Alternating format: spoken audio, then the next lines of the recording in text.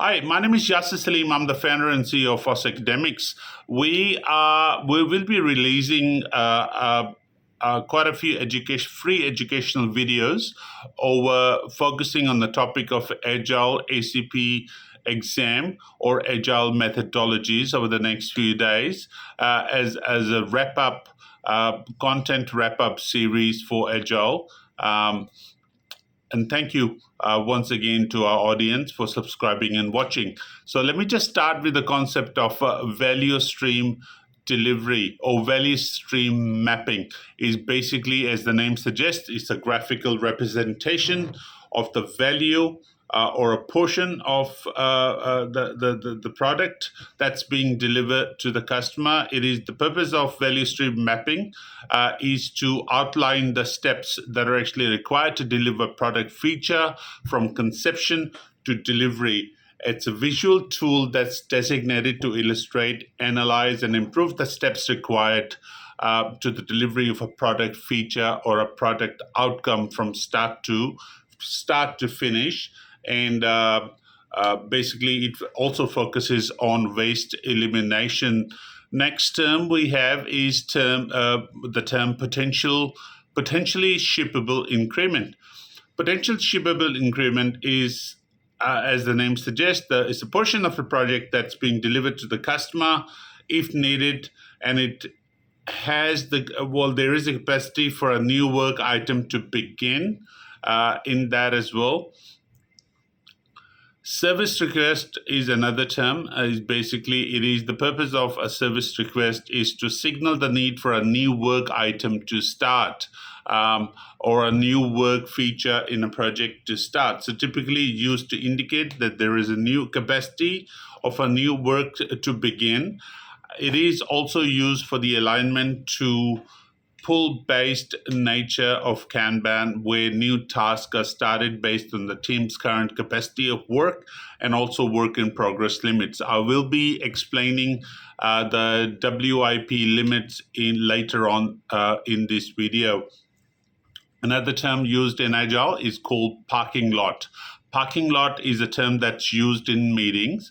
It is basically to park the unsolved issues they're actually irrelevant to that particular meeting. So basically, yes, they do realize, as project managers, we do realize the importance of these unsolved issues, but because they are irrelevant to that particular meeting, so we just will park them on a side. We just list them to be discussed in the coming meeting, not in that particular one.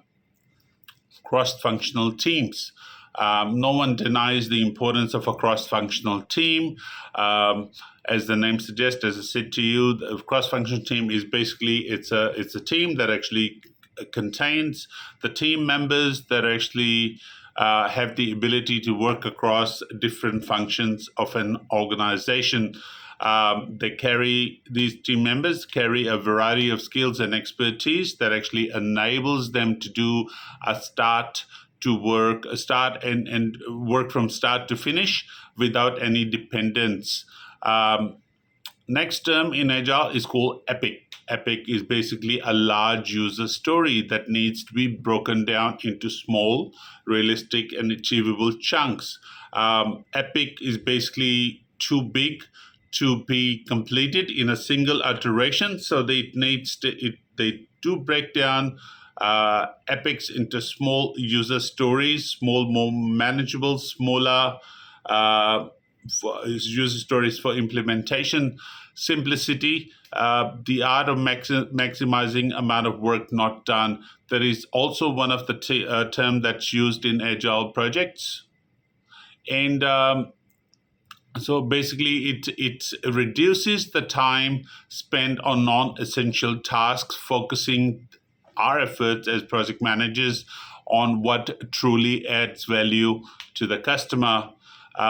Information radiators is another term that's used that is to increase the transparency of information and make it accessible to all team members. Information radiators can be large, big, visual, And in Kanban style of representation, they are usually manual.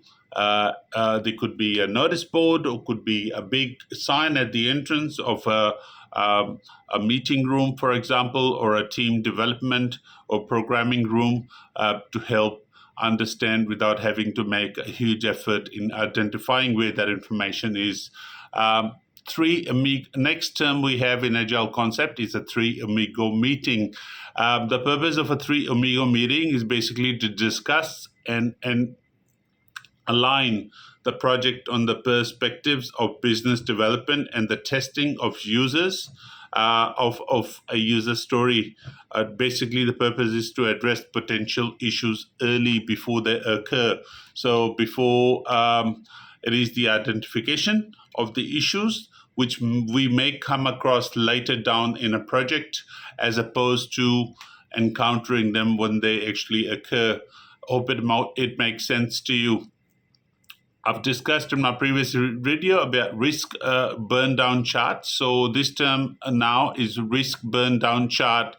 As the chart represents, it's a graphical representation. It helps the project team by showing the total remaining risk exposure over the course of the project. A risk burn down chart is basically used to visualize the reduction of risk over time in an agile project. It also helps the team track and manage the risks effectively, showing how risk exposure basically decreases over time, and also the risks are mitigated through the project life cycle. As I've said in my previous educational videos, risk can either be avoided, could be withdrawn, could be accepted, and could be transferred, and every risk transfer carries a cost. I gave you the car insurance example in my previous video. All right, next term we have in Agile project management is lean software development. Lean software development is basically lean. As we all know what lean is, right? It's basically eliminating waste and improving efficiency during projects. So basically minimizing waste and non-value adding activities, maximizing value to the customer, thereby improving the efficiency of a software development progress in that scenario. Next term we have is the user persona.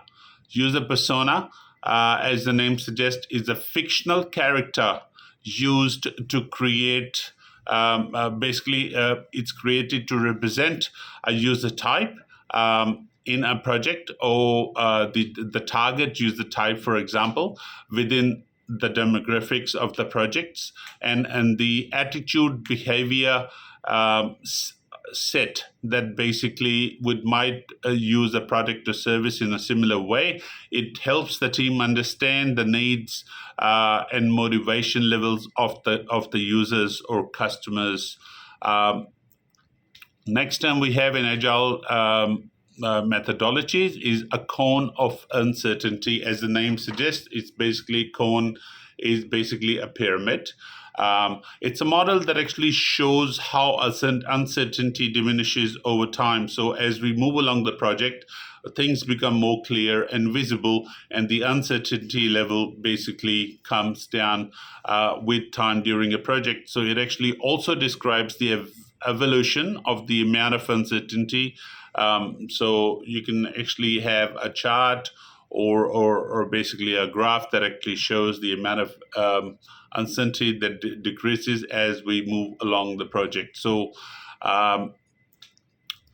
the cone, again, it actually illustrates the uncertainty being the highest at the beginning of the project. So for example, you are starting from the bottom and moving along. As we move along, the uncertainty levels or things that are actually not clear, they reduce, and so the decisions can be made based on that as well. Cumulative flow diagram, which is another model that actually shows the progress of work items through various stages of development.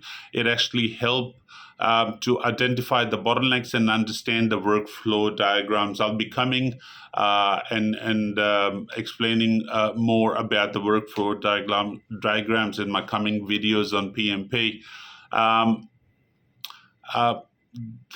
The impact of cost on Agile project is another one. Basically, how cost will change or influence the project in the Agile mindsets. It increases the project's progress, and changes are made later in the project life cycle. Agile aims to accommodate changes in a project when the cost of making those changes is actually lower.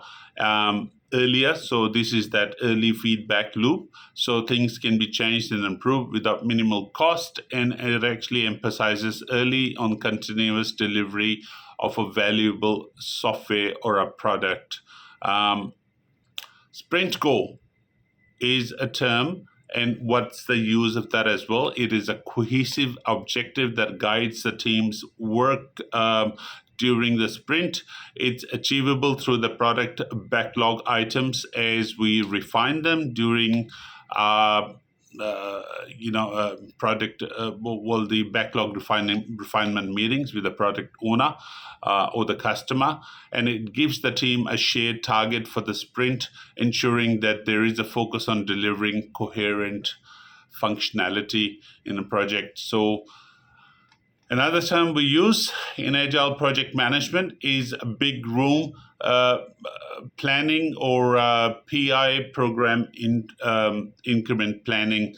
It's an event where multiple teams come together to synchronize and plan their work for upcoming period, or this is also something that's used in a scaled Agile project on larger projects context, and where multiple teams within Agile release train come together to synchronize together and plan their work for the next product increment. The duration of that increment is typically from 8 to 12 weeks.